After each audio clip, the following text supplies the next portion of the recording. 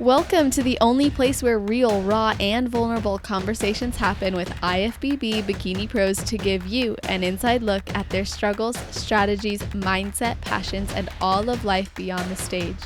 This podcast is made to inspire, motivate, and remind competitors and the average gym goer that even the most extreme lifestyles and elite athletes have their ups and downs. Thank you so much for tuning in today. I'm your host, Celeste Rains-Turk, and now it's time for the Confessions of a Bikini Pro podcast.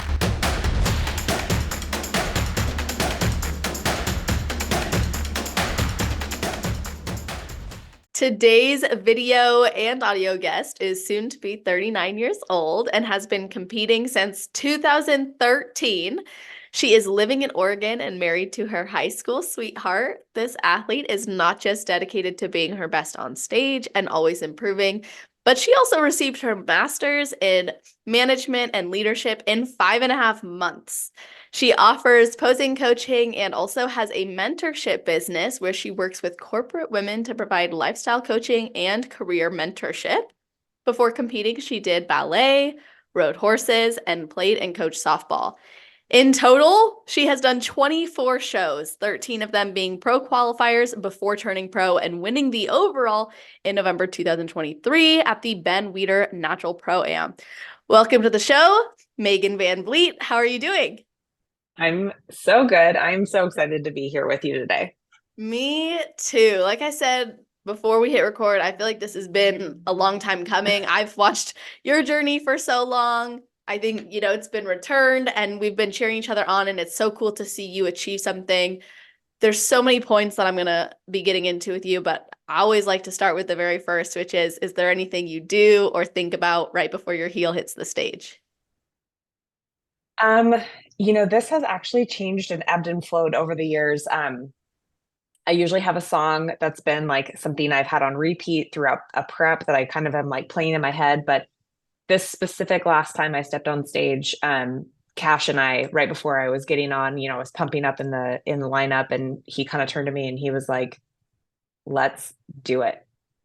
And I was like, I took that kind of deep breath and I was like, this is the time. Like there was this calmness about it, but I try to remind myself to breathe and slow down, and just smile and, enjoy it. I love being on stage. So it's like, let's go dance. That's always what I like. A lot of my captions, like right before I go on, I'm like ready to party, ready to dance. So that's usually what I think about. I like that too, because it's breeding that energy of excitement and empowerment, having fun, enjoying it. And after having competed for so long, it's hard to really summarize and conceptualize this journey from, like, even when I was prepping this episode, I'm like, how do you highlight someone's journey in such a way that's going to conceptualize it? And I imagine that when you won your pro card, there was like a lot of emotion. I was hoping you could share what that was like for you. Yeah. I have visualized that moment probably 1,010,000 times, right? Like the moment I remember the show that I even like had the first thought in my head. So the first win I had in 2013, it was in October. That was the first time I won my class, and I got done and I was like, I want to be an IFBB pro. And bikini was so young then, such a different look, a different vibe. It was just getting started. And you visualize that moment and you think about it, because I'm a huge manifest your reality kind of person. But there's a couple things that I always wanted that moment to have. And one of them was getting it and being able to run out and see my husband. And there've been a couple shows throughout the years where he wasn't able to be there that I was really close to getting it. And I always had it in my head of like, well, you didn't get it because he's not here.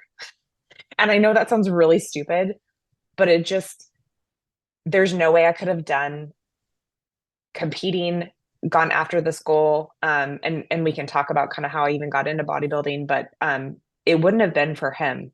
Like he has been such a critical component of my journey. And so honestly, I was in shock. I think there's a picture of me kind of like putting my hands over my face and kind of in a prayer stance. And it was like, oh my God, we just did it. We actually did it. this really happened. And it's such an out of body experience for me, having done this for so long, over a decade.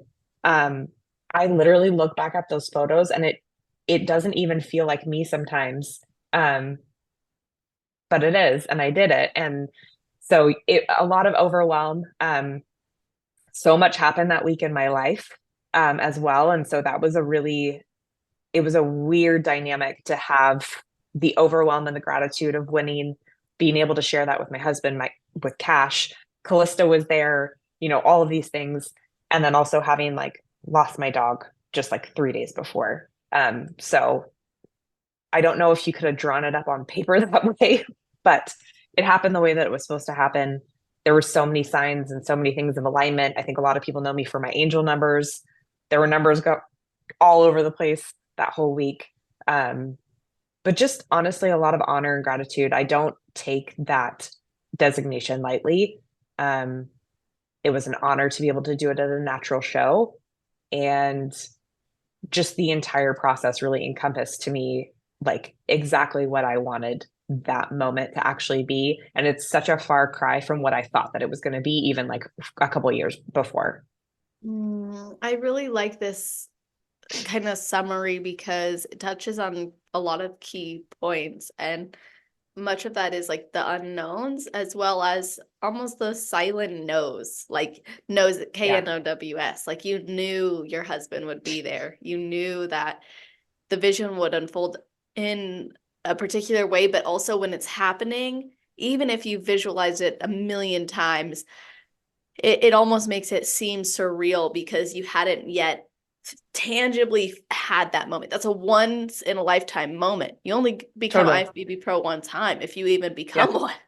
Yeah. So the fact that you did and in the way that you were proud of and through challenges says so much about that entire journey you've been on. Yeah.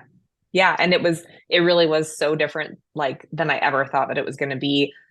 There were years before where I was so set on it, like, it was going to happen at this show.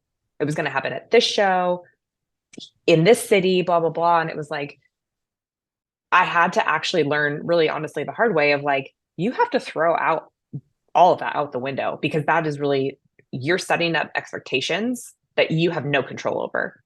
I can't control what show I win it at. I can only control, am I actually showing up better? Am I actually showing up with a physique and a presentation that is worthy and deserving of winning it? And honestly, all of the times that I thought that it was, I can look back now and go, no, you didn't.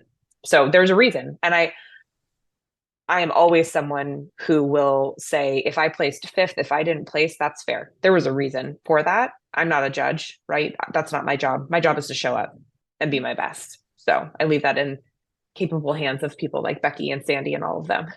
Yeah, absolutely. You can separate yourself from the outcome, I think, even more when you're focused on the process, when you're immersed Yeah. in that. And you've talked so much about how important consistency is. That would be a necessary component if you're going to do this year after years. But what goes into creating consistency? Like, how did you actually know what you were doing was worth consistently doing? Yeah, I'm a very like type A OCD person. I think you find a lot of us bodybuilders are. It's why we are drawn to the sport because it naturally allows us to create structure and routine. I thrive off of it. I don't do well when I don't have my routine. Um, but I think, it takes being able to really hone in on your goal and being realistic about what it takes to achieve that goal. Um, when you're building a house, that's brick by brick, layer by layer, right? It doesn't magically just go up one day. And so it's like you have to invest in the time. It's probably the one area in my life I allow myself to embrace patience because I am not a patient person in any other way. But building naturally, improving in a sport like this, time is your best friend. And so it's like, okay, this may not be my best day. I may not want to do this, but if I don't do it today, I lose today and I don't get it back. So you're investing every single day in that dedication of what this actually takes. And it's really cool now because I'm like reinvigorated with the idea of like, I have so much more to improve on. and I'm like ready to go like back into the gym every day and like work on that. And it's amazing to still have that after 10 years. Yeah, that speaks volumes to your passion. And I like how you said that the timing can actually be your best friend and the time you put into it. I also think it brings me back to what you said earlier of letting go of a lot of those expectations of Yeah. when it will happen. Yeah. So, how did you find that previously having like it's gonna happen in this timeline?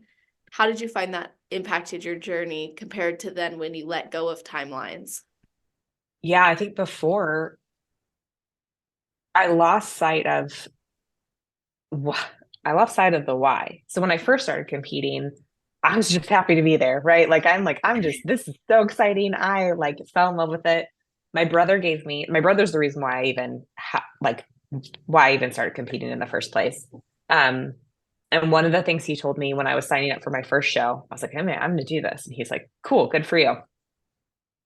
I'm going to tell you this right now. He goes, you're going to step on stage that first time and you're going to be nervous. And he goes, and you're going to make eye contact with a judge. You're going to smile. They're going to, acknowledge you. And he goes, and you're going to know in that moment if this is a one and done or if you're like, I want to get back up here and do this again. Hmm. And I was like, okay, sure, whatever. And I got up there and that's exactly what happened. And I looked like a deer in headlights. Like I think now people know that I'm very confident on stage. I have a good flow. I literally was like terrified.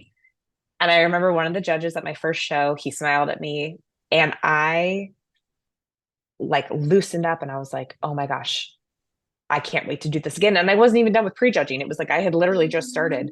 Um, but I think along the way, once I started placing a little bit more, especially after the first time I placed nationally, which was, I remember walking back to our hotel room with my husband and being like, we did it. We did it. We cracked top five, like at a national show. It was junior nationals in 2018. And then along the way, all it became about was the placing. Hmm. And I didn't really care about anything else. And I lost sight of the fact of like, you got this placing because you've worked consistently to continue to improve. And I completely put that aside. It was when can I get back on stage? When can I do this again? I'm not placing. And my placing started to slide down. And then I spent years not placing. And I spent years bringing a physique that was really, I shouldn't have even been on stage. And then when I stopped and I realized, oh my gosh, I've completely lost sight of why I'm doing this. And bodybuilding is about self improvement.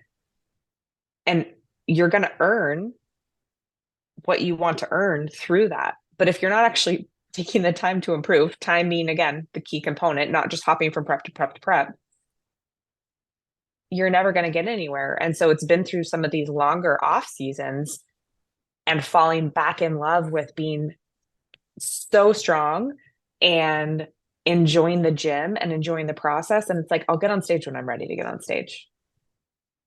And knowing that that time is going to be something where I can see the improvements, it's tangible improvements. I feel like I am excited to be there.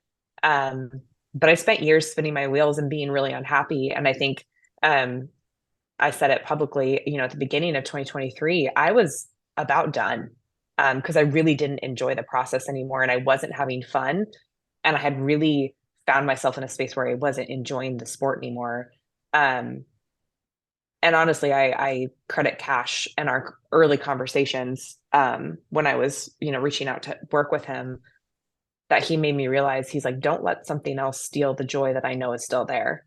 Mm. And I rediscovered a love and had not only a really enjoyable prep, but just a really good season. Um, so What was making you doubt or question if you were going to continue? um,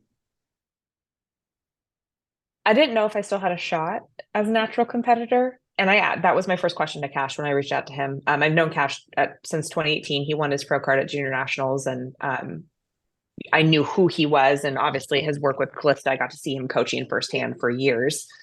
Um, but I knew he was going to be someone who would be dead ass honest with me. And I felt like that was something that was missing in my life, was someone who was going to be real and raw.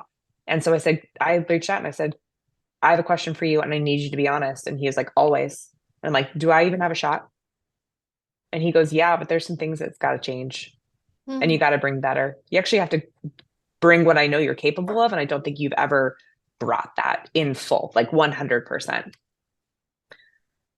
And I think there was a level of trust there that I knew that he was keeping it real with me because I knew that's just kind of how he was. But I think when you stop doing something for your why and you're only focused on an outcome, it really does steal a lot of joy. And, watching what felt like everyone around me get my pro card, go do all these things. And it's like, it's that whole always the bridesmaid, never the bride. And Yeah. I was like, maybe I'm just not, maybe this just isn't for me. Um, and it's really hard when you've spent so long working on something to give up on it because I truly believe we don't ever actually fail unless we quit. We learn and we readjust and we pivot and we keep going forward. But if you quit, that's failing to me because it's like I'm no longer going after something. I'm no longer trying to do something anymore. So it was kind of taking a leap of faith back into myself to say, I believe in you to believe in you again. And we're Mhm. going to go after this one more time. And then when I realized I still loved the sport so much, I was like, I can't believe you almost hung your heels up. Like I sat in my living room one evening and I told my husband, I said, well, don't worry, this is probably the last season I'll compete anyway. So, Mhm. throwing my hands up. And it's like what I would have missed out on had I not gotten on stage this year. Right. Like it's just crazy to think about that. But obviously the universe had other plans. So The thing that stood out to me was you asked him if you had a shot and you were looking for that real answer. What if he had said no? honestly, I think Cashner's is shit, not to swear, but and I respect his opinion in the industry. Obviously, I mean, look at his clientele. He knows what he's doing. He has a very high level roster. I don't include myself in that group necessarily, but like, he has 7 or 8 girls he brought to the Olympia. Like, he knows what he's doing. I think he also understands the direction that the industry and the sport is going, particularly the bikini division. And I think he doesn't want people wasting their time. So if that had truly been the case, I would have probably had to do a real check in with myself of like, okay, I've got someone who is high up in this industry, well respected, well connected, telling me, listen, it's moved in a different direction. And I just don't think you meet that. And it's like, I think when I reached out, I was ready to hear Mhm. whatever it was that was the truth. I just wanted the truth to be told to me. Yeah, that makes perfect sense. Like in your mind, the story was maybe I can't do this because I'm natural and I've been at this for years. I'm not getting what I want. I have been dropping in placings. But then you get that you wouldn't have asked if you didn't still have that glimmer of I can do For this. sure. Yeah. And I'm like crossing my fingers, being like, please say I have a shot. Like I really, I wanted that, but I think I was ready for a change. I was ready for a new perspective and a new shot at my shot. Right. Mm, And so, but I'm also like, anytime you ask an answer that has a yes or a no, you have to be ready to take the no also. You have to mm, be emotionally ready for that. And again, I've been at this for 10 years. Like, I don't want to spin my wheels. And again, knowing none of the other components of what I do, training, nutrition, that does not change. So had the answer been no, then great. I'm going to go keep lifting. I'm going to go keep checking my macros and doing all that stuff. It just means the ebb and the flow of the prep, right, goes away. So, and I was dealing with some health things that I didn't really know what was going on at the time too. And so that required some navigation. Um, and I was just really trying to like reground myself, I think, at that point of like, I need to get my puzzle pieces back in a row because I feel like they're a little scattered right now. And thankfully I had some really great people around me who were willing to say, we got you and let's do this. So that's a huge component, isn't it, to have support and you were in the living room that day, almost ready to, throw in the towel. You were saying this is probably going to be the end. But you mentioned early on in the episode that you probably couldn't have done it without your husband. So what has his role really been in this journey? Yeah. So when I watched my brother compete in 2010, so Bikini was like a Okay. baby, right? Like Yes. literally swimsuit off the rack. Like it was the Beach Bod, it was the Steve Cooks, Amanda Latona, like very, very early Bikini. He invited me to go to a show of his. It was his senior year of college. And I came and I watched prejudging, and there was just something like, I was like, this is really cool. Like, this is really neat. I was not with my husband at the time. I was in a very toxic space in my life, toxic relationship. Was not good. Um, and I was very lost. And so I kind of like tucked this nugget of bodybuilding in the back of my head. My husband and I obviously have known each other since we were 14.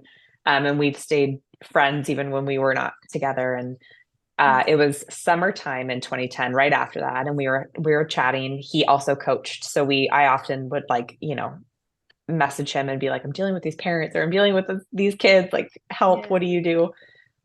And we started talking, and it was really just this odd kind of question off the cuff. But he's like, "What's on your bucket list?" And I was like, "What?" He's like, "What's on your bucket list to do?"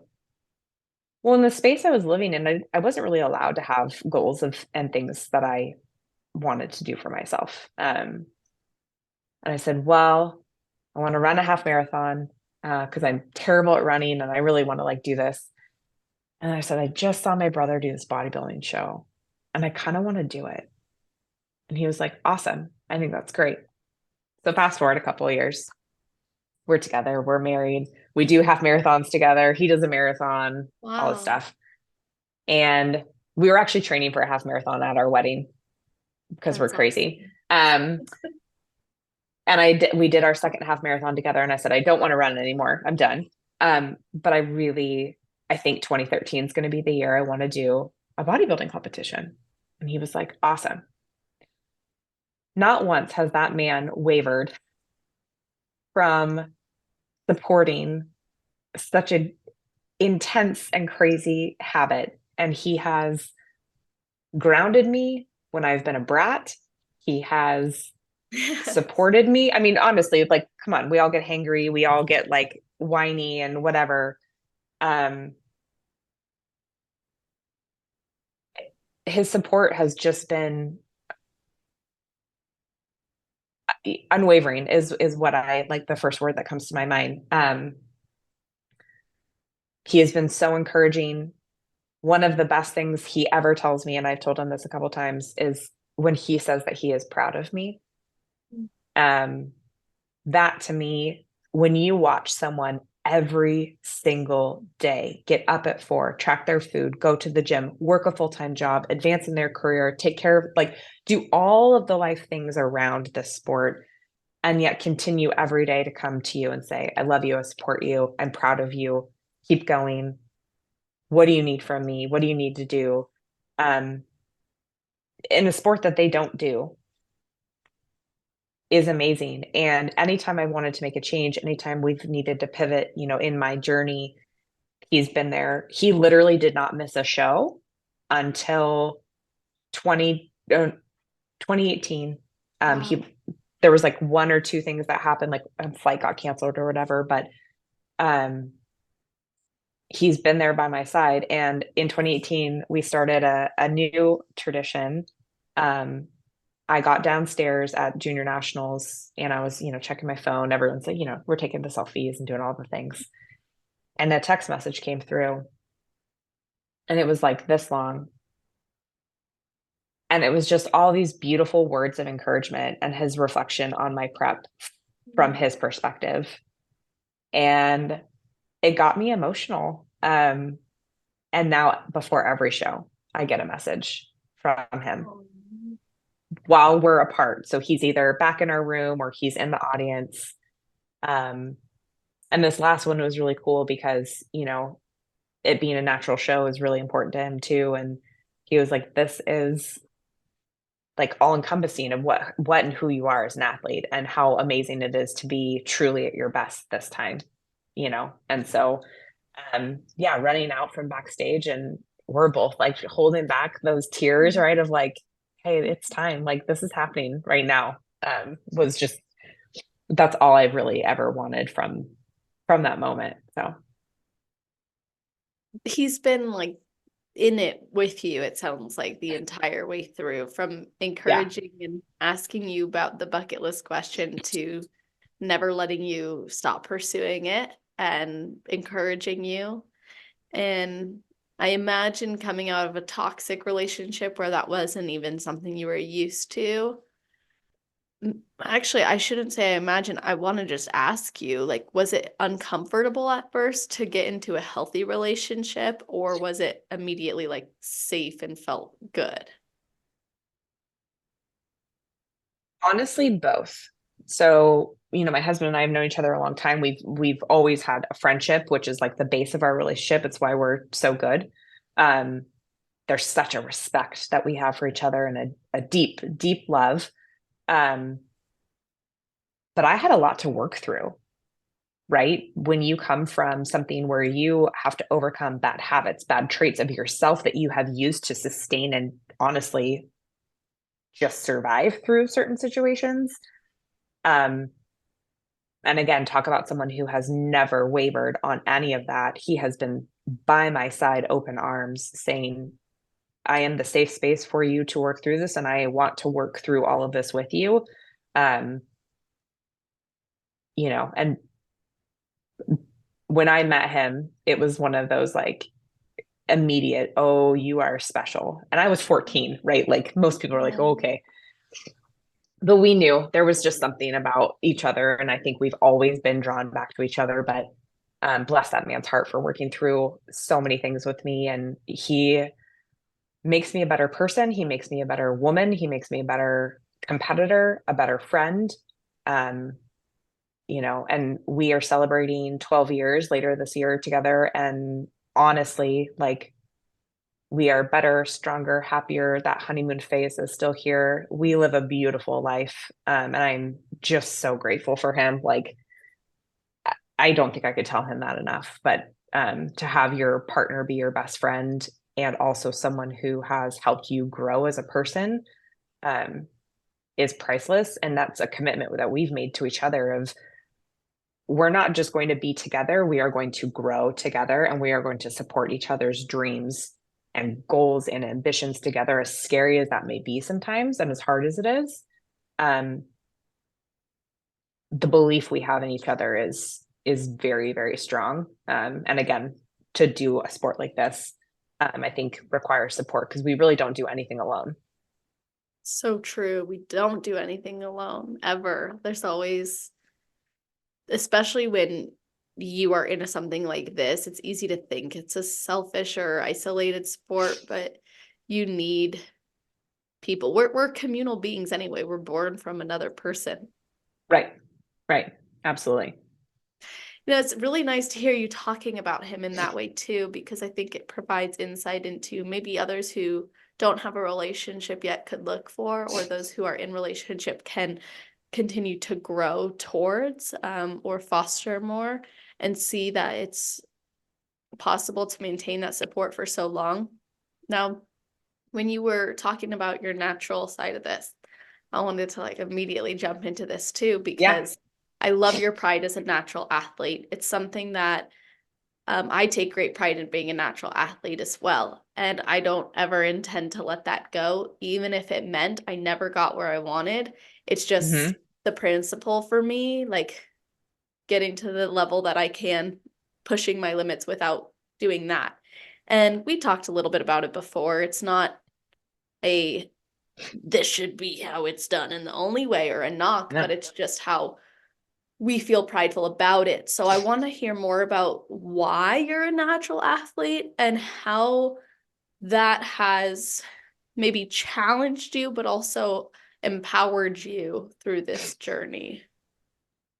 Yeah, I think, I started off in that realm again, 2013, bikini was just really at its infancy. And um, you know, the girls that I originally looked up to when I first was like digging into bodybuilding were actually the figure girls, Nicole Wilkins, Jamie Eason, like that look, which is really honestly very close to bikini these Yeah, days, if you think exactly. about it.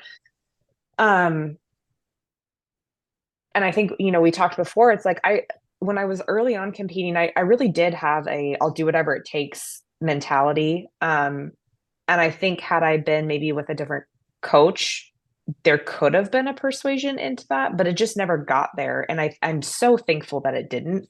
Um, because now I value my health and my longevity so much. And I think um within the commitment of this sport and the time that it takes, it is that. It's the commitment of I don't really care how long that it takes me to get where I want to go. I know the way that I want to do it, and I want to be 60, 70, 80 years old and still be strong and healthy. Um, and I think that I don't care what anyone else does. We talked about this earlier. I could care less. I don't care if you take PEDs, great for you. You're assuming the risk. Hopefully, you're working with someone who understands that and is helping you navigate that path appropriately and healthfully. I think being in healthcare as my like corporate job, I see so much health and lack of health. Um, I know what I'm doing by weightlifting and eating right and drinking my water and going to bed and all of those things is investment in my health. And so I've just taken that approach. There's no desire for me at all to go that way. And I had a lot of people ask once I turned pro, "Are you going to stay natural?" And I was like, "Why would I? Why would I not? Yeah. I don't care. It doesn't matter to me. I may never place as a pro, and I could care less." And that sounds really odd. Would I love to? Is that going to be my goal? Absolutely. But I'm going to do it my way. Um, and that's really important to me. And I think we have to have people who are role models in that aspect of there are a million different ways to go about this sport. There's also very few ways that can ensure longevity. Dieting the way that we have to diet and doing what we have to do to get on stage, if you are truly getting lean enough, and I mean lean, which is uncomfortable, it looks cool, it doesn't feel great, that takes a toll on your hormones in your body in itself. Um, Adding on the risk and the impact of what potentially PEDs can do just doesn't it just doesn't sit well with me. And so I've made the commitment, and I've told multiple coaches, that I've worked with, because I haven't just worked with Cash this entire time. We've had the conversation of, I'm a natural athlete, and if you don't want to work with me, then that's fine. And I've been really thankful and lucky that everyone has said, no, I think that you can do well without it. Um, and I've never had drugs pushed on me. And I know that that's not the case for everybody. And it makes me sad that others get blindly told things and get kind of guided on that path without the education. Um, but I've also not been afraid to say, like, this is kind of who I am as an athlete. Um, and I've had that respected. And I really do appreciate that from every single person that I've worked with. Absolutely agree. And I love how you said it's sad there's some people who have it pushed on them. I personally have had a similar experience to you where it hasn't been pushed on me, but there have Yeah. been mentioned things like you responded really well to this. You might consider going this route. But to me, even that route feels too close to not natural. Mm-hmm. Even some natural approaches are pushing the limit for me, like an ECA stack, for example, I believe is what they call it. Like, I don't want to go and get an over the counter medication to Right. enhance my results either. So I think people define sometimes natural differently too. And it's important to establish your boundaries before you put yourself in that position. And while that's difficult, especially now, I feel that there's this rush, there's this pull to get to where you want to go now, be there immediately, to gain a sponsor or to gain representation. But it's risky. And then you also have people now saying how sometimes because of the required look for even the bikini division, you're Yeah. already putting yourself at so much risk, even by being natural, because you've got to push in a particular way, that some people are arguing that enhancements could actually be more healthy of a route. So now I want to hear from your healthcare perspective and what you've seen, or maybe um, just your overall outlook on it. If someone were to say to you, like, I'm feeling pressured to take drugs because of the direction of the division, and but they've wanted to stay natural, they're now oscillating, what would you tell them? I would first ask their why. How long do you want to be doing this? Is a temporary sport, no one competes forever. Um, is a temporary sport worth that risk for you? And they may say yes, and that's kudos to you. Then I would say, I hope that you're working with a clinician. I hope that you're getting labs on a regular basis. I hope that your coach has experience cycling you on and off. I've heard of coaches that don't cycle their clients off and they're on drugs year round. That's terrifying to me. Um, I hope that you have an outlet to express your concerns and your questions, because I think a lot of people just get told, just do this. This is your plan. Um, and I hope that when people do express their desire to stay natural, that whomever they're working with is honest with them and saying, great, then it's going to probably take you a little bit longer than you think. And that's okay. If Mhm. this is something you truly enjoy, then awesome. Who cares how long it takes you? Again, throwing those expectations out, right? Of like, I don't care how long it takes me. If this is the route that I want to go on, then I'm willing to invest the time, knowing that when I am doing this, hopefully I'm creating a healthier space for myself. But, you know, we do have to push a little harder. Like, it gets tough. Like, you're not eating a lot sometimes, you're doing a lot of cardio, and that can be whatever. And again, I think the other thing I always have told people and talk with friends who, Callista, my best friend, she's natural as well. Um, I think people forget the fact that, like, just because you take something does not equal the gratification you think that it might. Hmm. Just because you're on drugs doesn't mean you're winning. Just because you're on drugs doesn't mean the look that you are creating with your physiological structure is one that even matches where you're going anyway. So you also have to weigh out that decision of, okay, I've done my research, I've made the decision to add this into my protocol. Cool, great, fine. Am I working to the intensity that I should be, drugs or not? Am I realistic about the fact that my structure may not fit the division that I'm doing, or it may not look the way that I think, or there's no immediate outcome for any of bodybuilding. And I think people forget about that when they choose to do things or choose to make changes. You see people jumping from coach to coach, you see people changing their training styles every couple months. And it's like, are you just hoping that the quick fix that you're looking for is going to result in something? And are you only doing it for the sport, or are you doing it because you enjoy the actual process and all of the in between?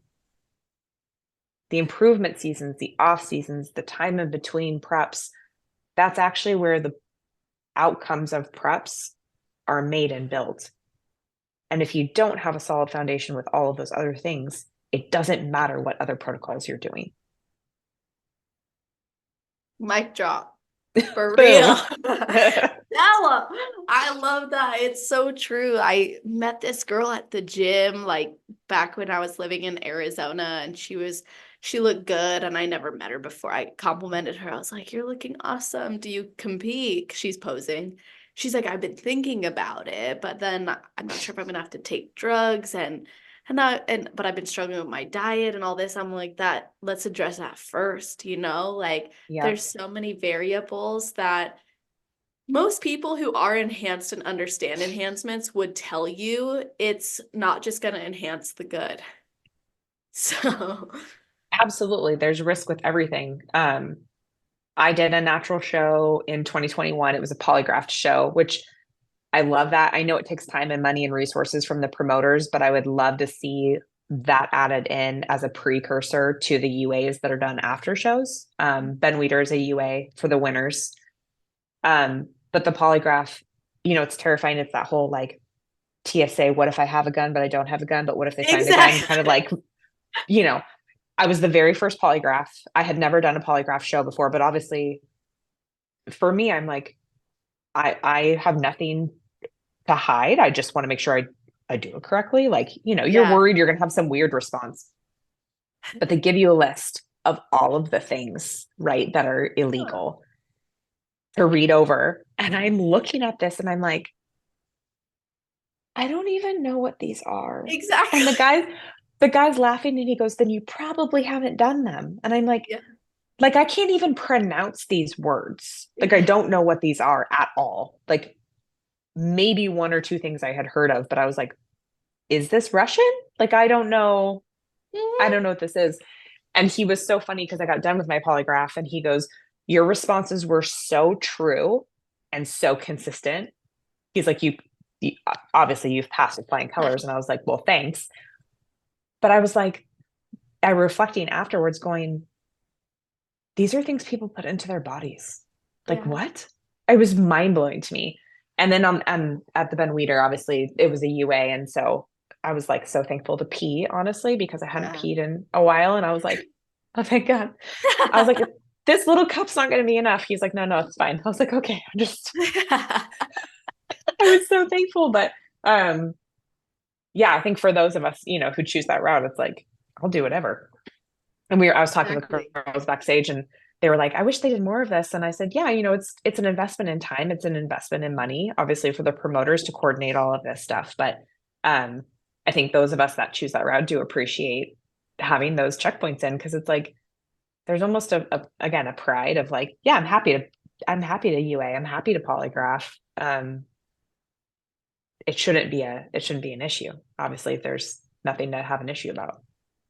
Yeah.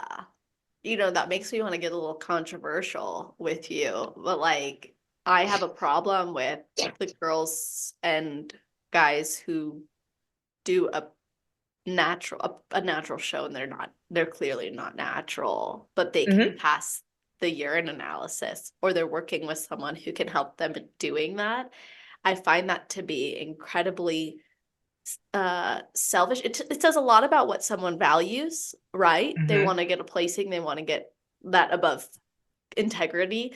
But what frustrates me more is that for athletes like us who are through and through natural, that's our only opportunity to compete against who we think is also only natural. And Yeah. it takes away that opportunity. Yeah, we talked about that. The promoters at the Ben Weeder had put out a post, I think, the week of the show saying like, we will pull people aside if we do not think that you're natural. Like, we can drug test anyone. You all have signed drug testing waivers. Um, and I think it's a disrespect to clean yourself out for a show just to try to get a placing. I was at a show where I watched that happen. Not in my division, but it was very clear. It was a very well-known person. And it's disrespectful. And, there are natural leagues out there where they do very, very intense polys, UAs, and all of that. And, they're smaller, it's a smaller circuit. There aren't as many options in the NPC and the IFBB at this current state to do that. And so when you identify the shows that you want to do within our league, um, that are natural, you are doing that so that you can compete at the highest level, right? Which is, I liken the IFB to the NFL versus Mhm. a different football league, right? We're trying to compete against the best, but we also are knowing that. And someone asked me, do you think it's a disadvantage? And I said, only if you assume the victim mentality that it's a disadvantage. Exactly. So you can make a situation whatever you want to make it, but I don't see it as that at all. This is my choice. And I, again, don't care what anyone else chooses to do. Um, but I think those that try to play the system, um, it is a disrespect to those who that has been their pathway the entire time. Mhm. And to that, hearing you say that there's some that are doing polygraph tests and even UAs, I'm like, so what happens when they find out that athlete used illegal drugs. Are they now responsible for knowing that? Like, I don't know how that could have potentially affect them legally. Yeah, I mean, they report, obviously. They have to let them know that they didn't pass the polygraph or they didn't pass the UA. A lot of those leagues have rules in place where they're no longer allowed to compete in those leagues. And Oh. so, I think I can't remember what Ben Wieters was, but they had stated that, if we find that you don't pass your UA, then, you get stripped of X, Y, and Z. And so there's repercussions. The simple answer is if you use things, just don't compete in those shows. Correct. Just be honest. So And I like that yeah. there's so many more coming up. Like last year we saw, Hmm. I think at least one or two more to the schedule. This year we're seeing so many more added to this. So many, like four, but Yeah. like still that's a lot. And Yeah. it's a very cool thing to see. It's just more opportunities. And I love how you said not to take that victim mentality. I think if you're choosing to compete in the NPC and the IFBB, and it's not a natural federation. Like it's not like this is, No. so you know what you're signing up for. It's just a matter of what is your commitment for your journey as an athlete that you want to uphold, and how will you maintain that boundary with yourself? Like, and are you willing to do that? And are you willing, like you said, also, I want to now dive into this. There's time. So are you willing to put in that time? You already know Yeah. you're going to live this lifestyle. It's so many amazing aspects to it. And you personally found throughout your journey that there were certain like you had to go through improvement seasons, and it wasn't going to be a 3-month process. You went through a cycle of, I got to keep going, keep going. But then you realize, okay, pull back, really improve. So what were some of those notable improvement season, maybe lessons or realizations that you think, or even potentially growth that you think influenced you to get the success you ultimately wanted?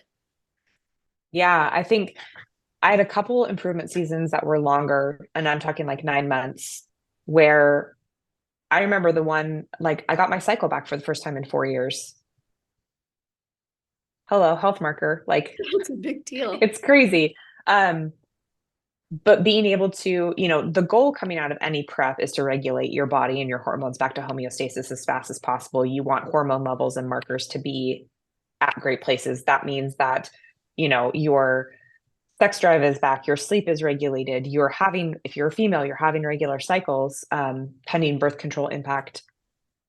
And I don't think a lot of people even take their body into an improvement season long enough to get there, let alone have someone guiding them that even knows what that looks like on them. And that takes a very individual approach.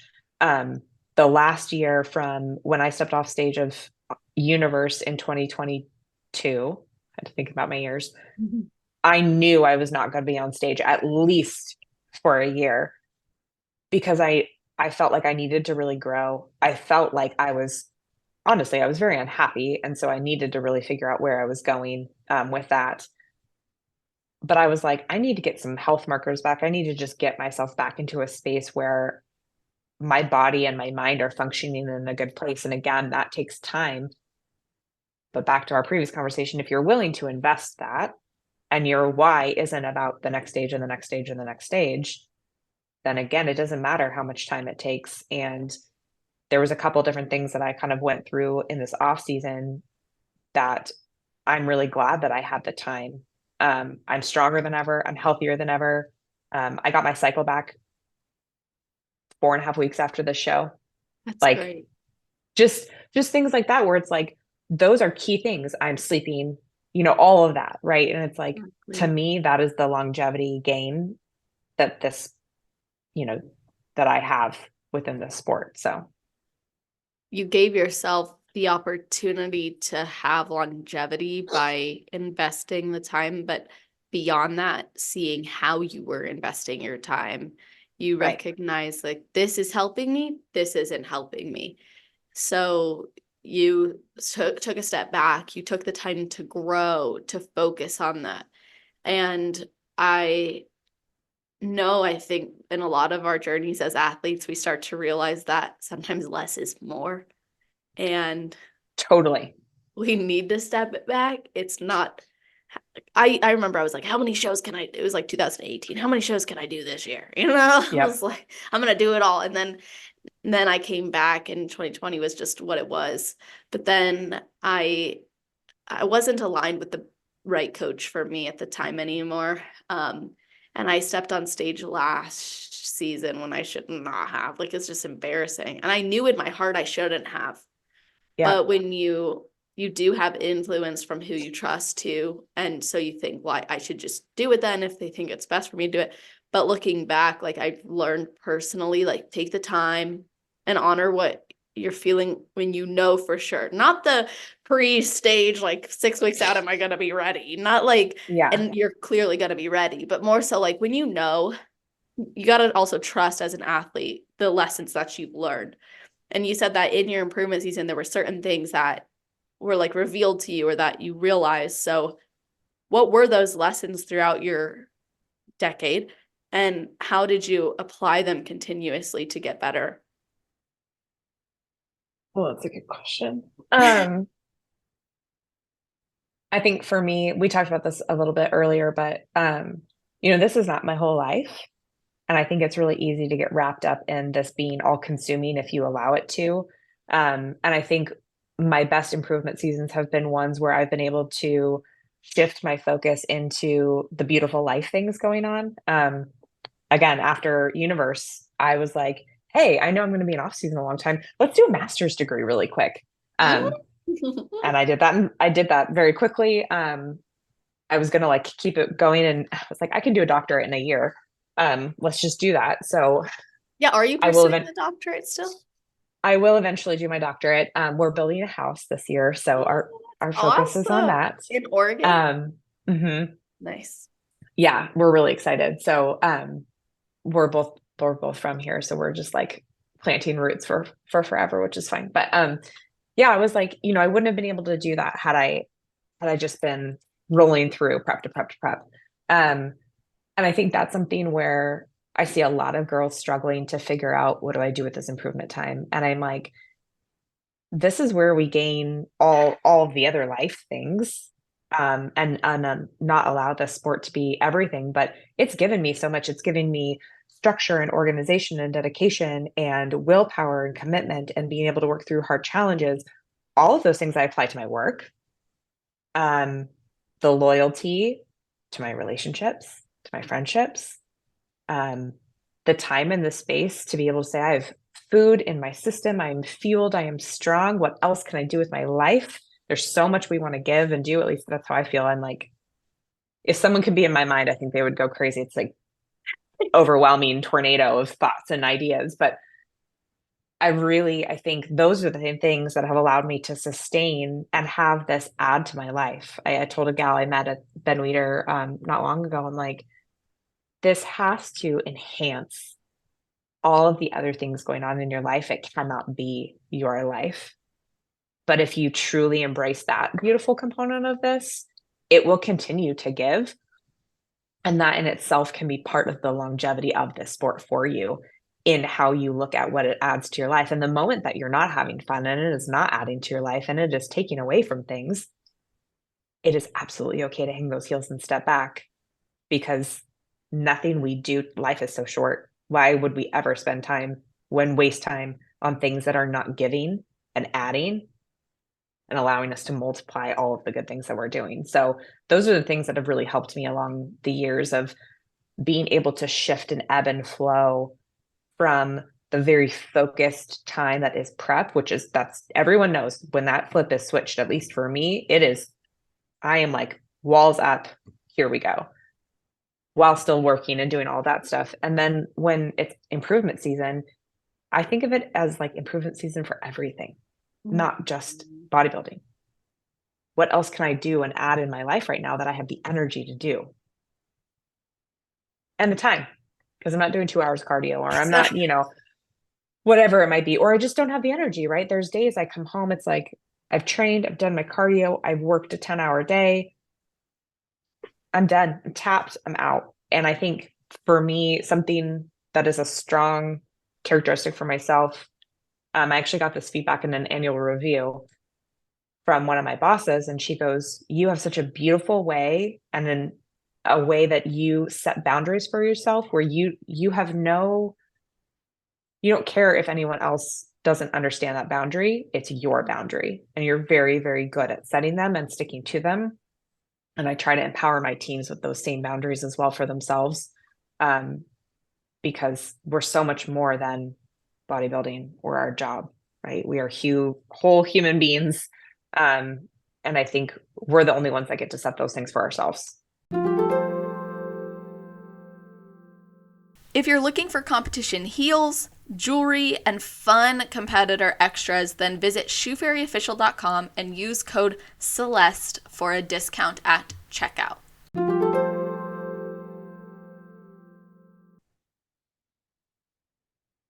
That is really beautiful because it's not just in life, it's in the sport, it's outside of the sport, it's in every area. And to set a boundary, we have to also know ourselves enough to see what's the threshold. So Yeah. with boundary setting, what I've learned is there's a lot of threshold breaking where you reach your breaking point, whether that's with the sport or with a person or with a process. You realize that was too far for me. So now I'm going to just either see, do I need to taper it back a little or a whole lot? It's like if you work 12 hours a day for 5 days straight, and then for the next month you can't work at all, then 12 hours a day isn't a good Right. process. But if you can sustain 5 hours of solid work and you do that over and over again and you can repeat the results, someone else could be working those 12 hours and being fine, but you're both producing the same output, but you're both honoring a threshold. And I think to set Yeah. boundaries, we have to also test thresholds. So it's not always easy. And like you said, I think a more fulfilled athlete, well, I know it's also in research, a more fulfilled athlete has other things outside of the sport that they're focused on. And that Yep. also supports retirement out of sports. It also supports feeling like you have fulfillment and your identity is no longer just wrapped up in that. And that's something I've valued about you is you've always shared that, look, I may not be living on social media, but here's what I've learned. I may not be offering all the fitness coaching and posing coaching and being involved Yeah. in this, but here's what I do offer. Here's what I am passionate about. Here's how I do spend my time. And you then mentioned improving in all areas, not just the physique. So I remember my last prep. I was barely, I sacrificed sleep. That's what I sacrificed because I was getting my master's degree and I was working in an internship. You have to invest a lot of time, both in that Mhm. internship and outside of it. And on top of that, doing the curriculum work. And then you add my business, podcast, and prep. And at the time going through a breakup. So there was a lot happening. And I sacrificed sleep because I was also doing hours and hours of cardio. And I learned though that now in this improvement season, oh, if I can get 10 hours in a night, I don't judge myself for it anymore. Old Celeste would have been like, I can't believe you're doing that.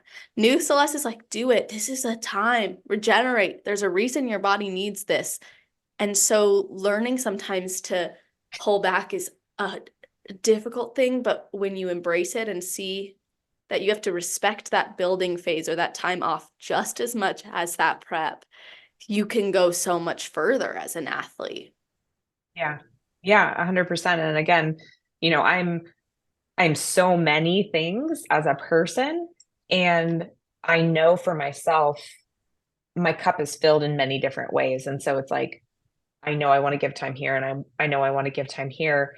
And if we are not setting up boundaries to allow ourselves to do that, right, then our cup isn't really being filled the way that we think that it is. And um, one thing I challenge my managers that I work with is you have to know what you bring to the table, but you don't have to bring everything to the table, right? Mhm. Our table has multiple chairs.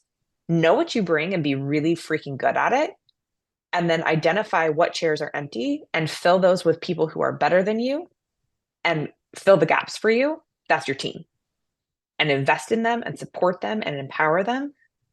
But we cannot, a jack of all trades, right? Master of none. We can't be 100% to 10 different priorities. It's just not possible. The math doesn't math that way.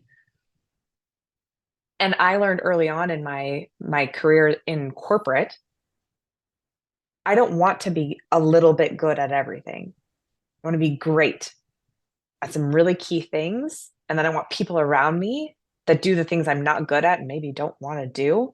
I want them to be around me and at my table too. And together we'll be amazing. But you have to be really real with yourself and go, what am I really good at? What do I enjoy doing? How do I figure out how that fits into everything? And I think that the characteristics I've learned and the skills that I've learned through bodybuilding have helped, obviously, create that for myself in my real life.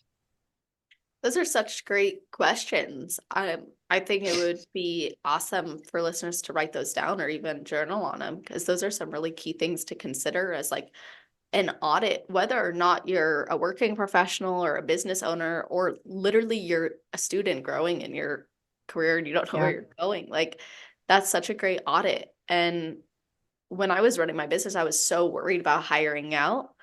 And then I realized like there were so many other things I was more passionate about and more excited about that I couldn't do unless I Yeah. hired out. And I found Laura, who you have heard from.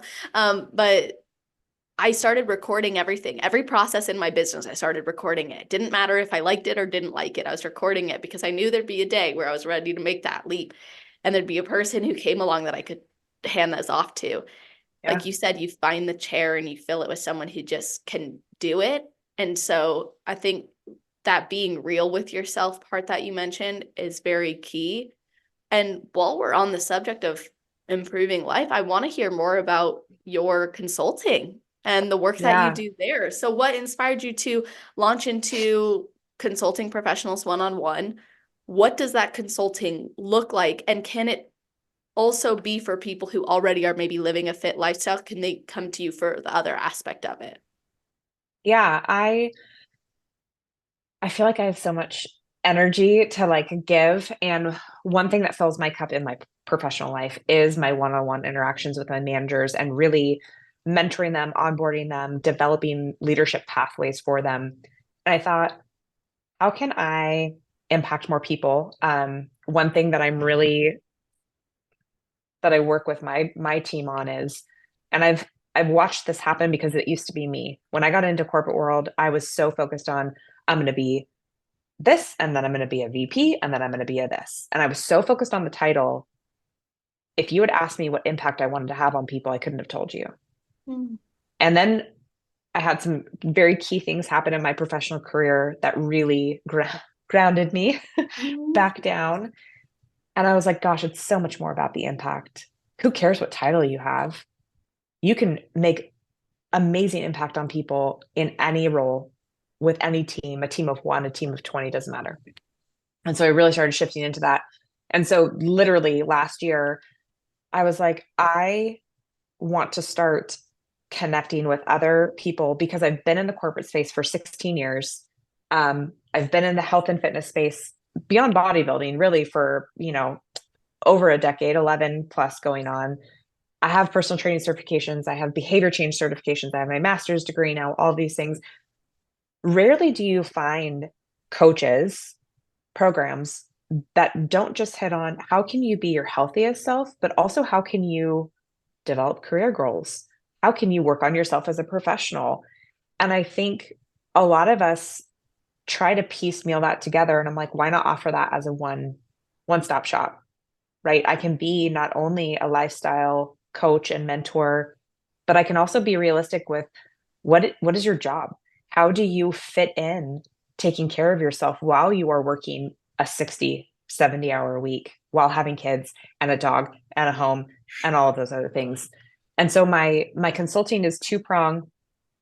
We have the one-on-one mentorship component where we sit down, I call it my leadership lifestyle blueprint, right? We sit down and we map out the key areas of your life with activity, with nutrition, with that confidence, that behavior component, and then the career. Where are you at? Where do you want to be? Where are your barriers? How do we get you from point A to point B? What type of leader are you? I think being able to identify and develop your leadership identity is really key. What are your founding principles? What are your core beliefs? Authentic, supportive, genuine, whatever it might be. And how do we move you into that space? And then the second is a business to business offering where I actually work with businesses, or my goal is to work with businesses to help them develop leadership development programs within their organization. I've seen firsthand how beneficial that can be. And if you look at why people leave jobs, one is compensation, but two is lack of development and lack of support within the organization. And I think that people can spin their wheels really easily trying to figure out how that works. But that was actually my capstone project I developed for my master's degree, was a full on leadership development program, an initial year long program setup with follow-up components where we integrate education and trainings and connection with other leaders. And I think that that is something where you are telling your leaders within your organization, I value you, and here's how I want to increase your own value. And I think development programs can also be a great way where everyone may be in the same organization, but I'm going to get something different out of it than you are because we're two different people and we lead two different ways. And I can meet you where you're at, and it's a win-win for everyone. So I'm really excited to get that off and running this year, and connect with people. I think there's a need. I've seen it in my own kind of corporate life and landscape. And the development program is cool because there's a feature of it that has a pipeline for people who want to get into leadership. And how do we build those skills? There's no handbook that says, okay, you're a manager now. Here's what you do. Here's how you lead teams. Here's how you connect with people.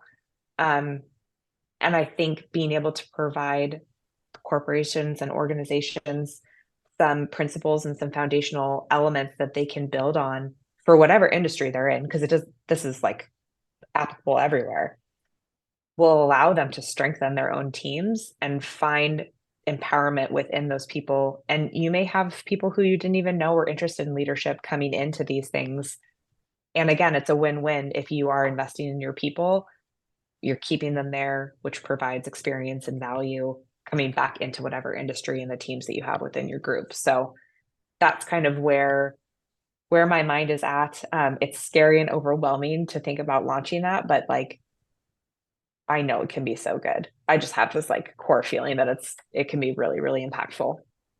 For sure. Like you can't run away from that feeling. Once it's been put on your heart, you got to see it through. Like you said, it'd be failure to quit. And so I Right. think it's great that you're pursuing that and you have clearly like this amazing vision. It's like you know what you want to provide.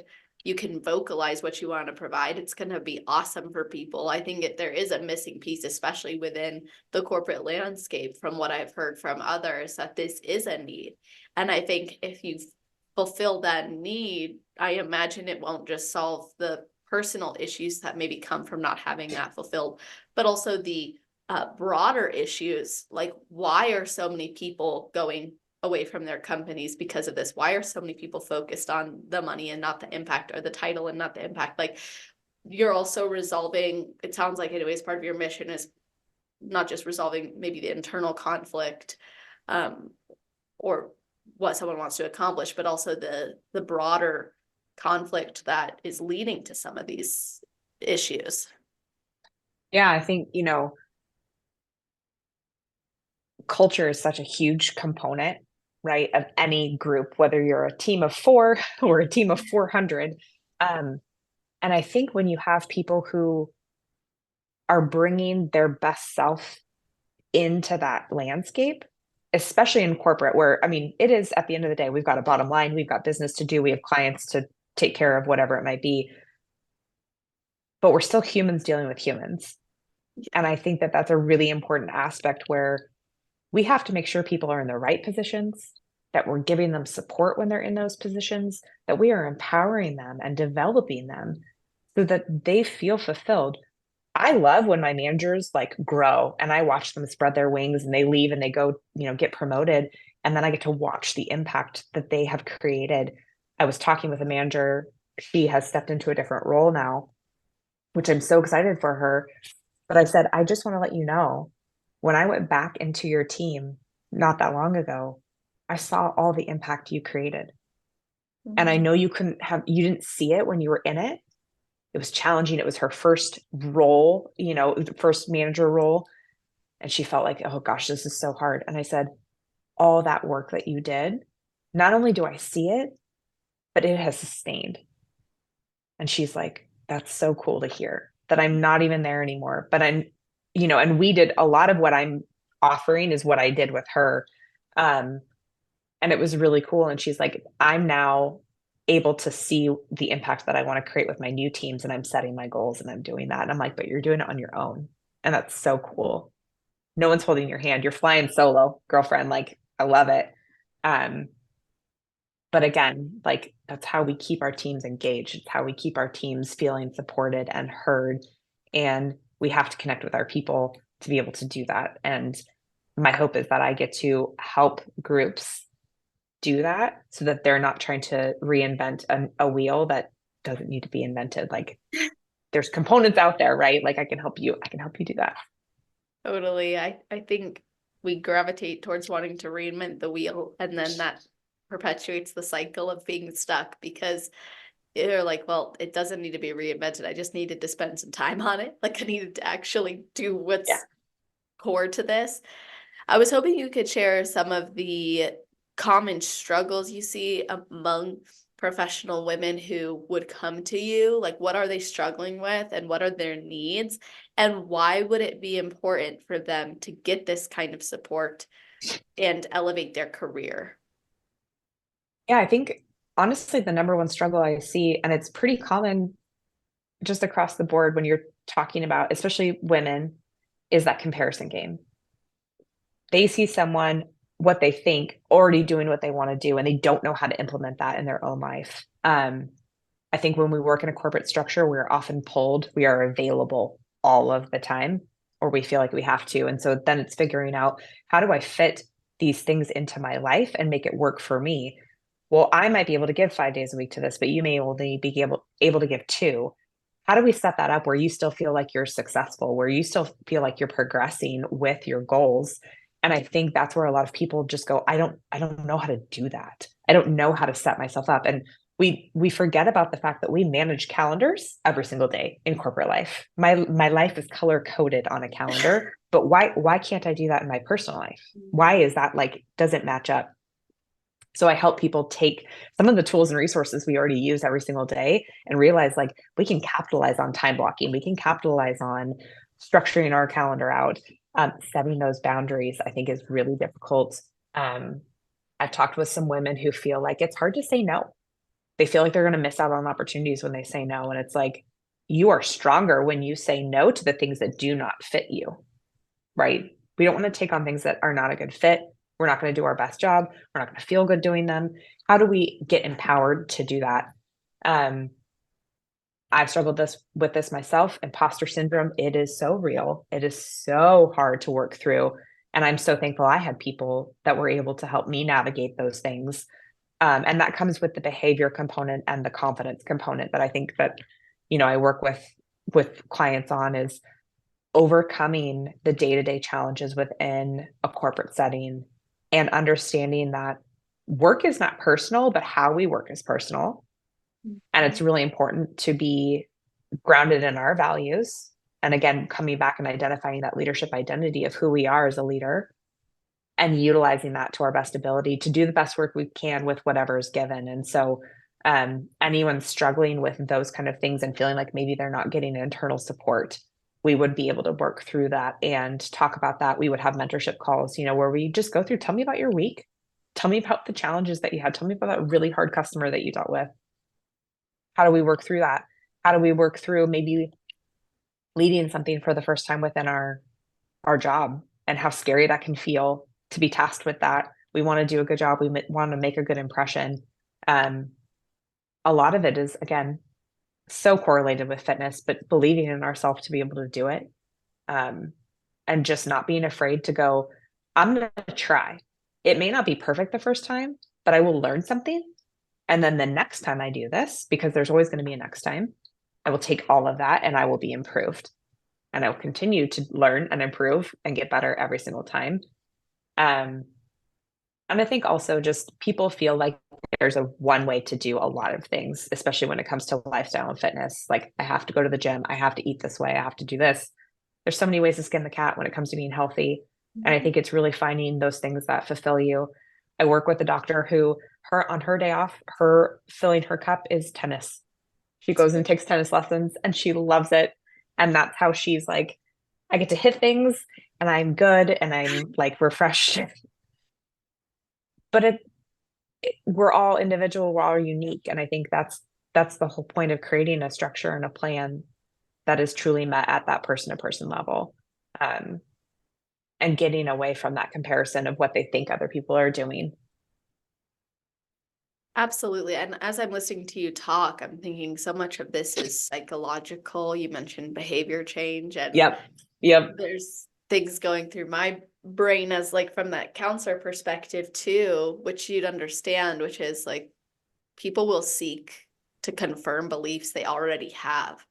Yeah. So if they believe that they can't say no because it will make them less desirable as a person to go to, or rank lower, let's say, then they're going to seek ways to confirm that cycle by saying yes, taking on too much, and then Yep. they perpetuate the belief that they're never good enough. And so there, and then you mentioned behavior change. So it's always funny to me because like there's this, it's not spoken, but it's like this unspoken battle between like behavioral psychologists and Uh-huh. you know exactly. And Yeah. I'm Yeah. like, okay, but the whole behavior change cycle starts with contemplation. What is that? It's a thought. So it's kind of funny when you think about that, where yes, behaviorists might say, well, if you remove the handle from the door, you'll no longer walk through the door. True. But if the door handle cannot be removed and you're thinking about opening the door, now the behavior change has to start somewhere else. So that's a very random example, but I think so much of what you're doing is so great because it sounds like you're challenging not just what someone's doing day to day and evaluating what they're doing, but also understanding the thought behind it and who they are, who they want to be. Just like in your journey, you're like, oh, I'm more fulfilled when I'm focused on impact. That's where I should put my effort. And now it's like blossomed into all of this for you. Yeah. And I mean, a lot of where I'm at now has come from misstepping, right? We learn a lot when we make mistakes if we allow ourselves to learn from those mistakes. Um, and early in my leadership career, I was the person who always said yes, always. And at first, it felt good. Everyone can turn to Megan. Megan will take that on. Megan will do it. And it very quickly got to a point where I was very overwhelmed. But I actually didn't even realize I was overwhelmed, but I was spread very thin. And I was trying to navigate some specific instances in my job where I didn't make the best decisions and I didn't do what was best for my people, but I thought that I was. And what I was actually doing was creating some harm. And I had some very hard lessons that I had to learn. And it really almost impacted my career completely. Um, and at first I fought that and I was like, no, this is wrong. You're wrong. You're wrong. And it wasn't until I paused and said, wait a minute. I know how capable I am. I know what I could actually be doing. It doesn't matter where I'm at. Again, it doesn't matter my title, right? I can make a really great impact wherever I'm at. And through that, I know I will prove that I am capable, worthy, which I don't really love using that word, right? We're just capable beings. Everyone is worthy of whatever they want to be worthy of. I'm capable to be in any upper position I want to be through the impact. And when I switched my focus, I'm not even joking, it took maybe 3 months for that change to occur. Wow. And all of a sudden, opportunities started opening back up, and people started saying, I think Megan would be a good fit for that. I think Megan would be a good fit for that. And all of a sudden, I had multiple opportunities presented to me to get back into spaces where I had a higher level of impact due to a title. But I had really learned a lot more about myself. And I knew whichever one I was going to go with, I was going to be in a better position for the people I was going to end up working. And then within a year, I got the opportunity to move up again.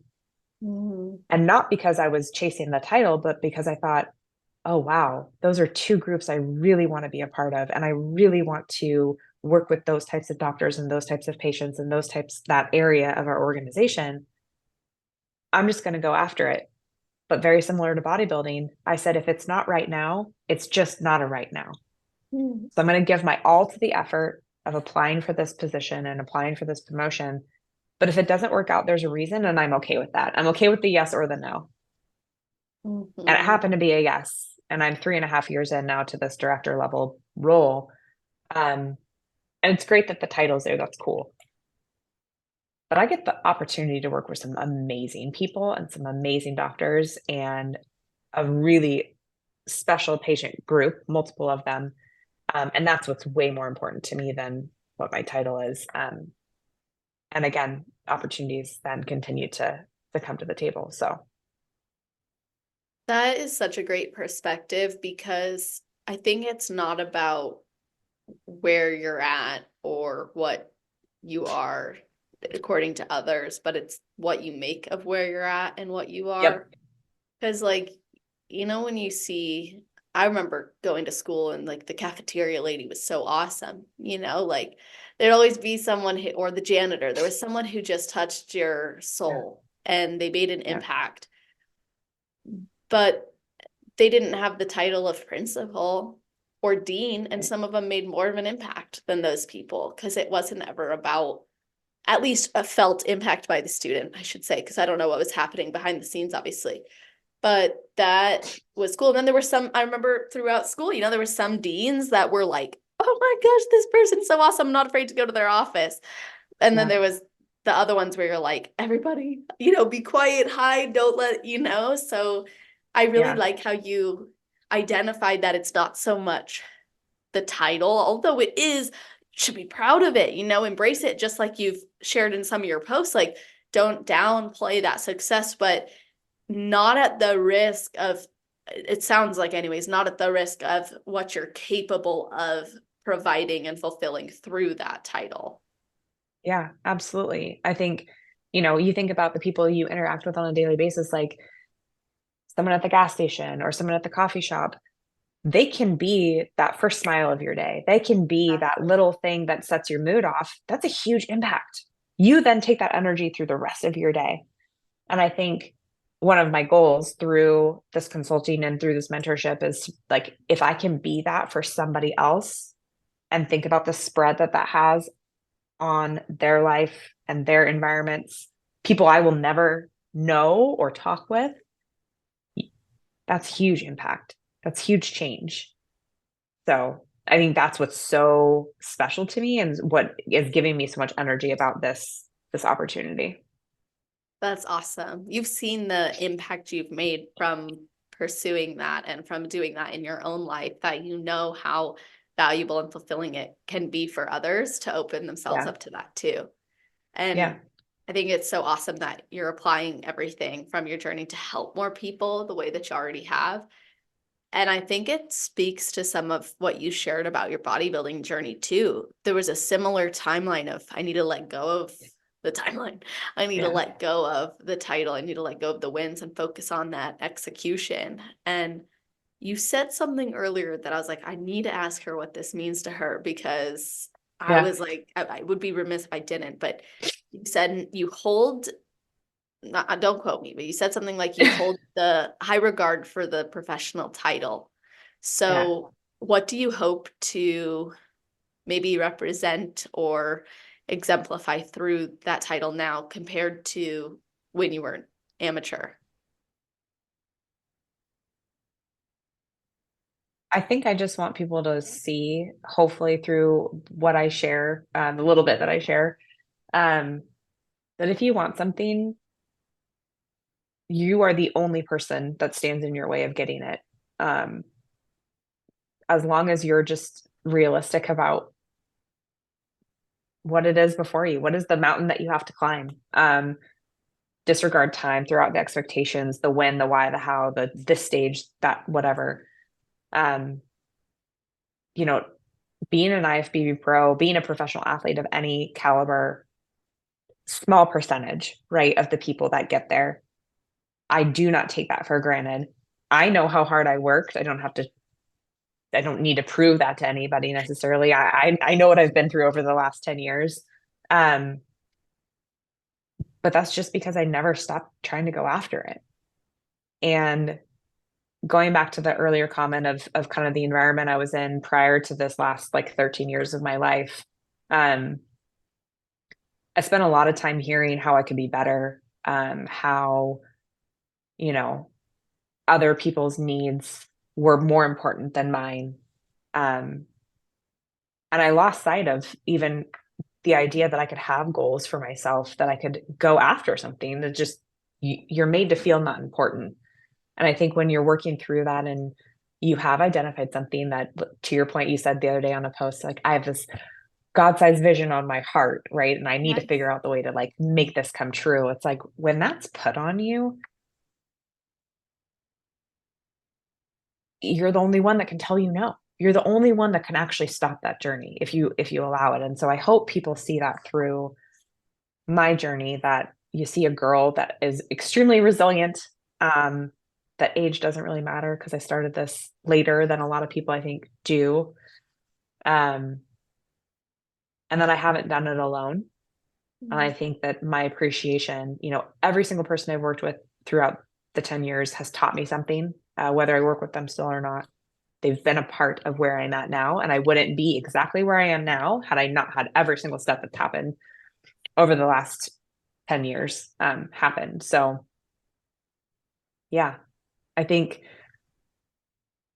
I just want to make the most of this time and being in this space now. And I hope that people see my enjoyment and my love and my energy for where I'm at. And maybe someone out there is like, hey, I could do that too.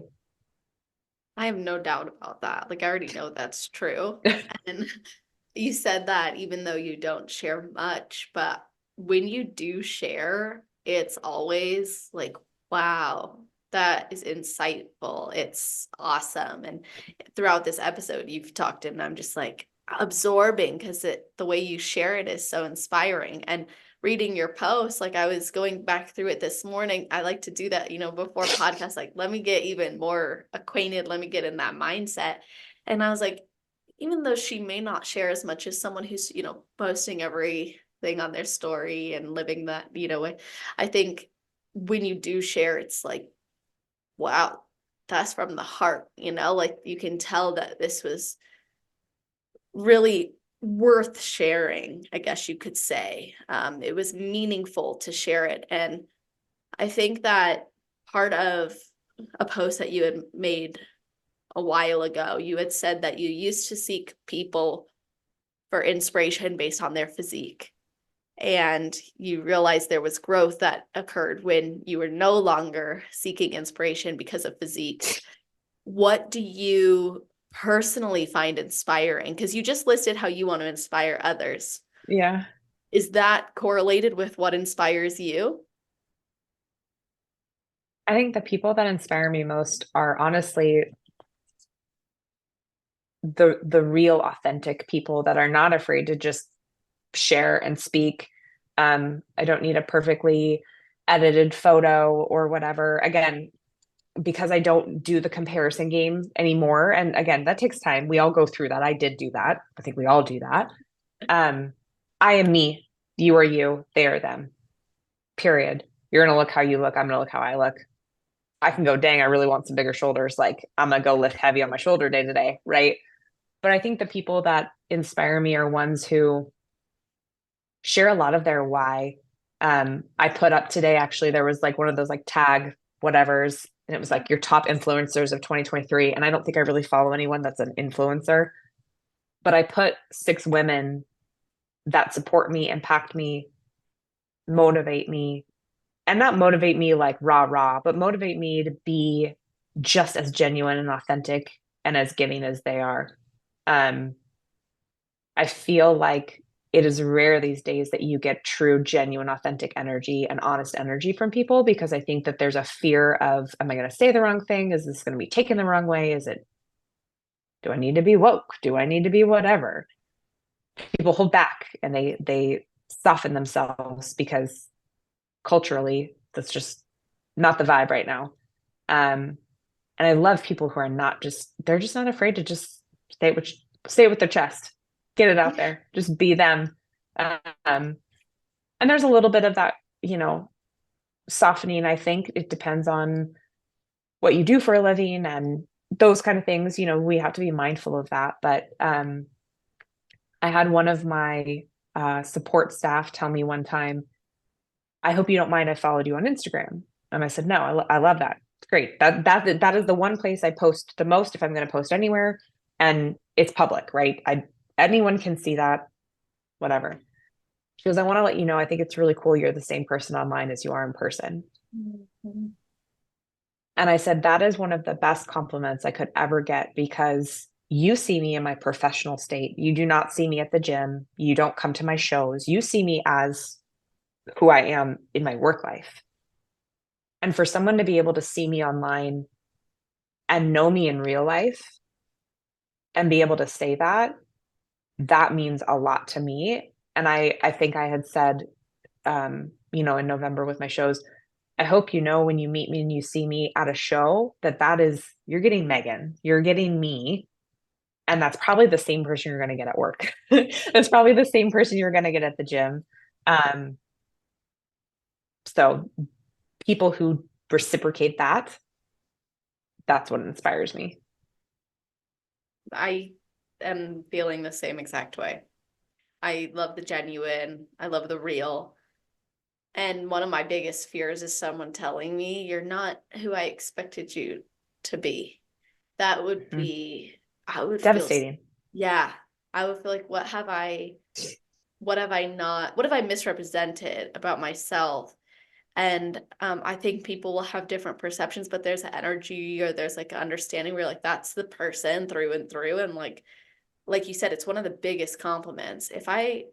Sometimes it's pressure. I'll be honest about, well, I'm always honest, but I'll be honest about that too. Like sometimes that pressure, I'll be honest, but I'm always honest. But sometimes that pressure can be felt though. Like if I am at a show and I'm like, I just want to like kind of be to myself. Sometimes I feel like, but then I don't want people to think that I don't care about them or I'm standoffish.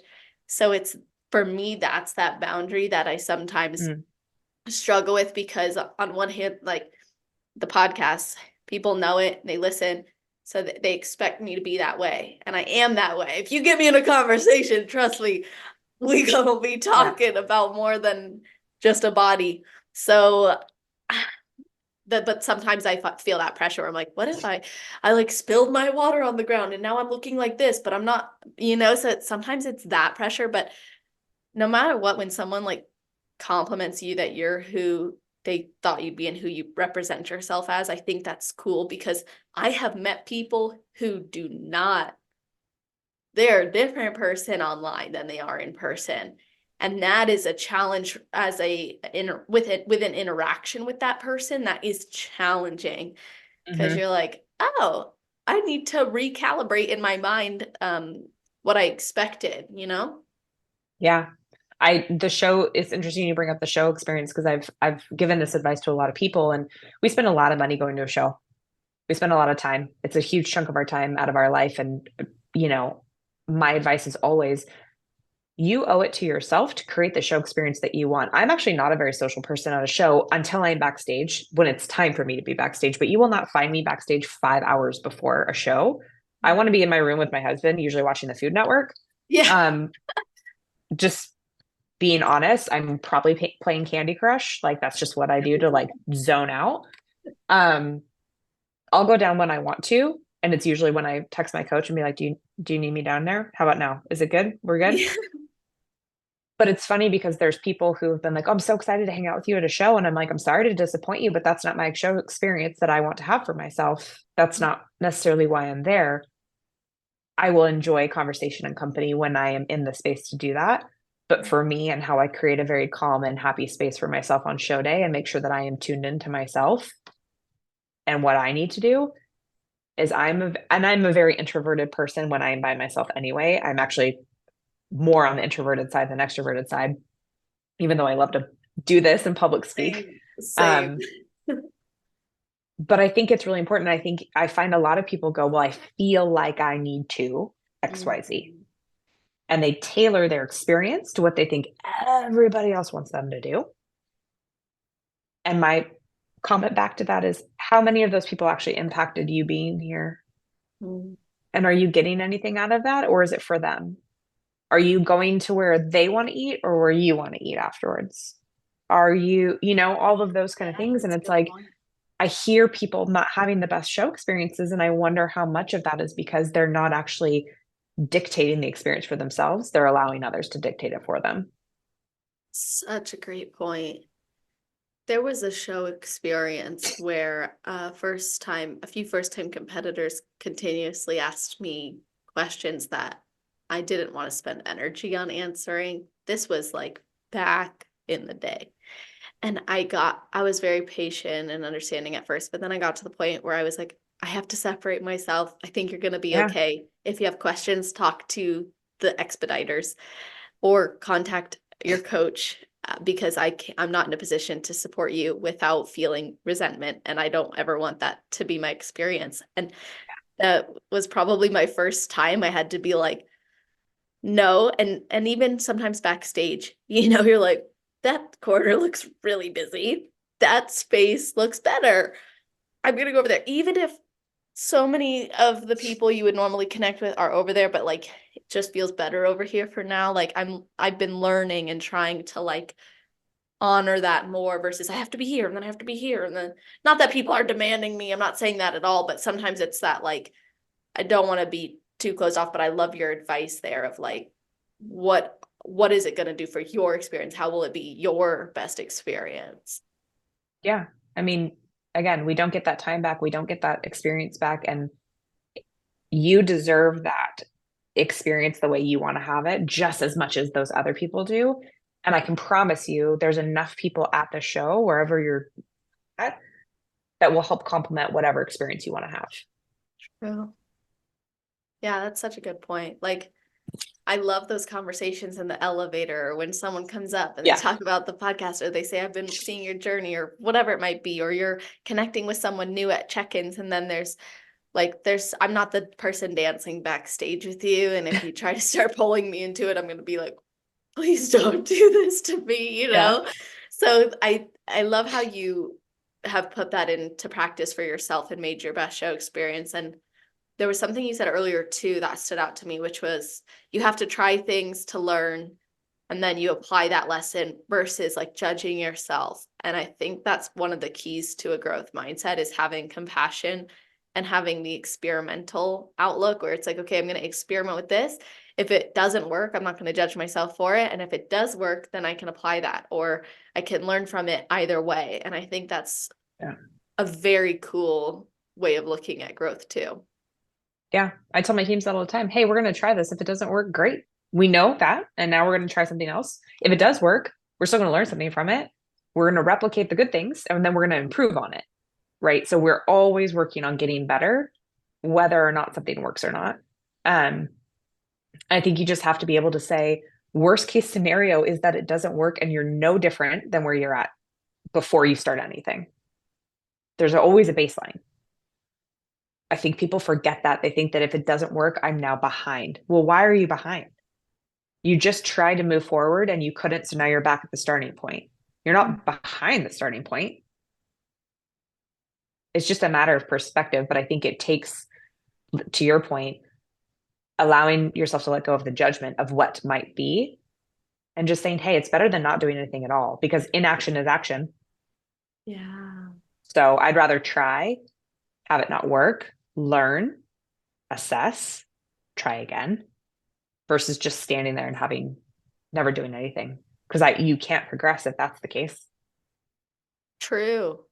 Just like you can stagnate by continuously doing something because you think that's what you're supposed to be doing, you can Yeah. still stagnate because you're not thinking about it. And throughout your own journey, like you said, you didn't work with the same coach the entire time. You didn't take the same approach the entire time. So you had to sometimes go back to the drawing board, but you were always a better competitor for it. And are there any, like in your mind, like you could go back to that time in your competition career thus far and say that taught me a lot? Are there any of those experiences that stick out to you?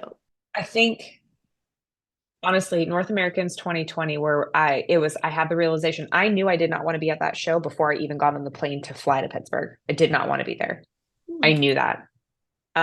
It was one of the worst show experiences for myself I've ever had.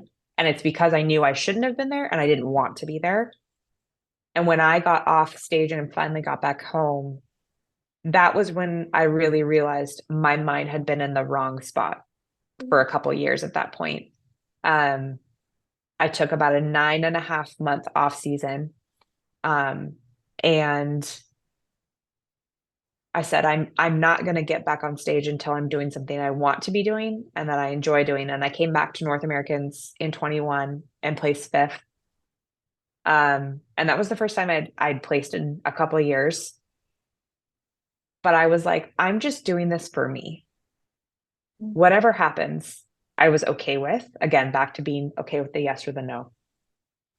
But that one was a really big turning point for me. And then I think this last year where I really was at a turning point and almost an end point of saying, am I willing to give this one more go? Um, and I felt like this little thing on my shoulder being like, you're not really ready to quit on yourself. There is another pathway here, and I think you know what the answer is. You just have to kind of be willing to take the risk and do it. But um remembering my why was a big component, and it took just flat out not doing well and not enjoying the experience. And I was like, I am in full control of this right now. Why am I allowing myself to feel like I'm not?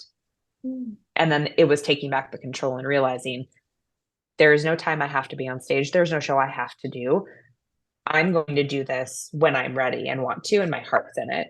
And I actually really enjoyed my 2021 experience. I had a fun year, but it's because I was doing it because I wanted to be doing it again. That's right. Do you think that was what contributed to this past season being your most like peaceful and confident?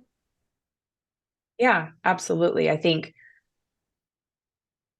even in 2022, when that show didn't go well, I still was excited to be prepping again. I was still excited to be doing it.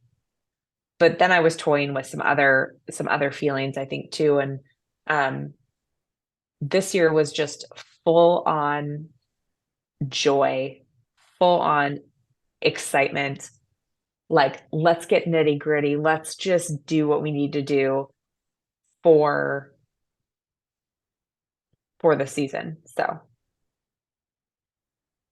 There's one other thing about your journey that we need to talk about, which is the placings. And I think yeah. we need to talk about this only because a lot of people will judge themselves for not being the winner or never winning an overall before they go for the, you know what I'm talking about. Oh And yeah. you did not, I mean, I think most people will lose more than they win in the general perspective of if there's only one first place, right? But in your journey, you really only won your class 4 times. Then your pro card became your fifth. That was also the first time you won it overall. But there were 20 plus times before that that you also competed. So you endured a lot of loss in your time as an athlete. So Hmm. what did those, maybe I should just ask you, what does that mean to you? What does that mean to you to not have had all those wins before? There were definitely times where I questioned, right? I'm like, well, if I'm not placing, what am I doing? Um, there was also, I mean, 2018, I did 6 shows. I placed at every single one. I spent the entire year placing nationally. And 2019 and 2020, I literally looked at 2018 as I was like, that was a fluke. Hmm. That was a complete fluke. There's no reason. There was another reason why I was up there. They were just being nice. I remember thinking that they were just being nice. Um, but I also had someone tell me, and I believe this because I think you see a lot of girls, they'll do one show, they go get the pro card. They've done 2 shows. Mm-hmm. Okay. I know how to lose. I know what that means. I know how to take that and learn from it. It's it's taught me a lot about being resilient. It's taught me a lot about the belief in myself to continue to keep going maybe there looks to be signs around you that you shouldn't. Um, like I said earlier, every placing I've ever gotten, I have agreed with. So I will never be here saying I placed 11th when I should have placed 5th.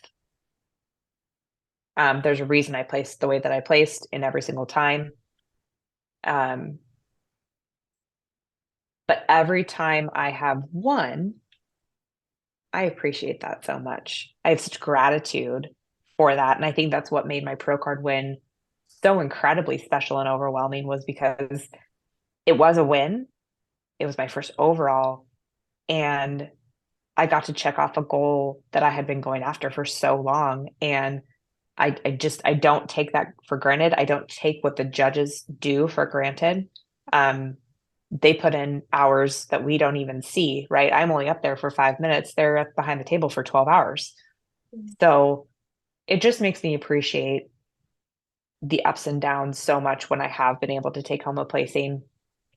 I still have every trophy, every tiara, every medal I've ever gotten over the last 10 years. It's in my spare bedroom. They're all laid out. I have numbers. I still have tags from national shows. They like the wristbands too. Yeah, yep. The wristbands, the little tags they give you, the like the you're an athlete, whatever. Yeah. I still have all of them. It is just a trophy, but it's also, there's an appreciation I think that has gone on with each of those, no matter if it's a 5th place, a 2nd place, whatever it might be. Yeah, that's part of why I've been so inspired by you, is because you're an athlete who has continued to push through regardless. And I don't look at you as an athlete who, I mean, to be honest, I didn't know any of your placings before I started researching you for the podcast episode that we're doing right now. But Yeah, prior to that, you were the athlete who is persevering and resilient. So I wasn't, Megan's getting this placing and this place, right. like it's great. I love to hear about the placings. There's a reason I ask for that when I bring athletes on, because it's never the same. It's not the same across the board. And I'm an athlete who, I think I've only won first place once. And I've done like 13 shows. And I'm like, cool, Right. 1 out of 13. And some people would hear that and be like, she's not very good, because we kind of put this weight on the placing. And obviously, you have to place a certain way to get where you want to go. Sure. However, it's not your defining factor as an athlete. That's why I'm sharing with you. Like, to me, it inspires me because I didn't even know your placings before. I just knew you were a solid athlete because you keep showing up. Yeah. Yeah. I know. I'm like, some call it crazy, but again, when you have something on your heart to accomplish, I think you just are like, I'm gonna just keep, they can't get rid of me. I'm just gonna keep showing up here. And That's yeah. Well, because there's the risk of never conceptualizing a 10-year journey in a single episode. Is there anything I didn't ask you before I ask you the last question? Is there anything I didn't ask you that you wish that I would have? Oh gosh. I don't think so. We've had such a robust conversation. I'm like, I feel like we should just have another I conversation. No, I agree. can't think of anything. I can't think of anything. I'm happy to talk anytime. Yeah, that would be awesome, especially because now that I've got the studio in the other room, I'm going to start doing in-person experiences. So that would be, if you ever feel like coming out to South Carolina, that would be Yeah, awesome, because it's really the next step of the podcast, and that's awesome. another one of those moments where you're like, I got to pursue it because it's on me to do Absolutely. it. So let me ask you your best advice then. So, what is your best advice for someone who has never competed before but would like to? And then your best advice for somebody on their road to pro? I think my advice, if you haven't competed but want to, know your why. Have a really good reason for why you're getting into it. Um, and do your research to figure out who you need in your corner to do it the way that you want to do it, whatever that looks like. Um, there's a lot of great people out there. There's a lot of misinformation out there too. So I think getting really clear about that. And if you're on your road to pro, just don't give up.